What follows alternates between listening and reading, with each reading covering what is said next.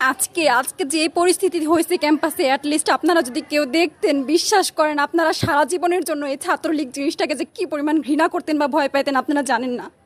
এরা আমাদের সামনে রড দিয়ে পিটায়া, ছেলেগুলারে রড দিয়ে পিটায়া একদম আধা মরা করে ফেলছে।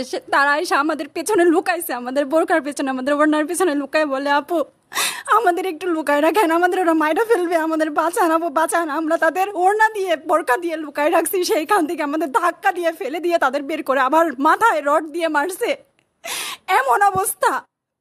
এবং তারা আমাদের ক্যাম্পাসের পরিচিত মুখ, আমরা চিনি তাদের, তারা এই অবস্থা করছে, রাস্তায় একদম শোয়াই ফেলছে। আমাদের হলের মেয়েদের বুকে বড় বড় যে আসতো ইট, এই ইটগুলো বুকে ফেঁকে দিছে, মানে একদম পুরো বুকে লাগছে, এরকম জামা কাপড় ছিঁড়ে ফেলছে, এত বাজে অবস্থা। অথচ আমার ব্যাচমেট, আমরা যাদের সাথে ক্লাস করি একসাথে বসি, আমি তাদের একটা কথা বলতে দেখি না এগুলো নিয়ে, একটা কথা না। এবং তাদের নিউজ ফিডে গেলে দেখবেন তারা এখন